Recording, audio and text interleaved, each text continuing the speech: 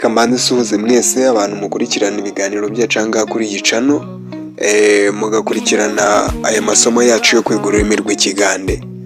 Ntago meze neza ariko ntago twabura kwiga tu uyu munsi. Ndagira ngo twige utundi tuntu dutatu dukunze kwifashisha ndetse dukunze gukoresha. Utu tuntu dutatu twadufasha mu rurimi rw'ikigande. Uyu munsi tugiye kwiga isomo ry'ikigande nk'uko bisanzwe. Nimba utubonye bwa mbere ahangaha kuri iyi channel, ikintu tugusaba ni ugukora subscribe, maze ibiganiro byacu cyangwa se amasomo yacu akazajya kugeraho buri munsi. Mugiye kubana nanjye Deo MC, ninjye tugiye kwigana kuri uyu munsi.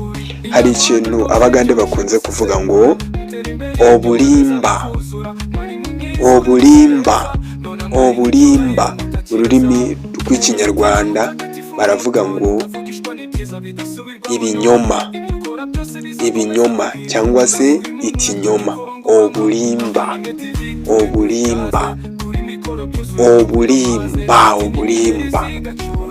Muri kugifata ariko kino kintu obulimba, ibinyoma, ibinyoma. Ibintu byo kubeshya nyine by'ibibeshyo, umugande wabyita ngo obulimba. Amazima, amazima, amazima, amazima ni ukuri mu rurimi rw'ikinyarwanda. Iyo umugande we avuze ngo amazima, aba asobanuye ukuri mu rurimi rw'ikinyarwanda. Hari ikindi kintu bakunze kuvuga ngo obwesigwa, obwesigwa, obwesigwa. Obwesigwa mu rurimi rw'ikinyarwanda ni ukwizerwa. Obwesigwa, obwesigwa mu rurimi rw'ikinyarwanda ni ukwizerwa.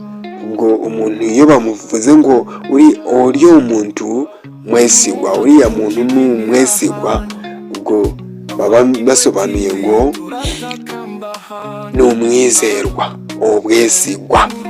Uyu munsi ngira ngo nabwo twize ibintu bitatu. Iyo tuzanye tuno tuntu dutoya tugufi gufi, hari ikintu tugufasha kuko bihita bituma ufata vuba. Kuko iyo umaze kudufata ejo tukazazana utundi natwo ukadufata, bigufasha vuba vuba guhita wamenya ururimi, kuko uhita udufata ukaduteranya kuri ya masomo wize, wamara kuyateranya ugahita wumva ikintu washakaga.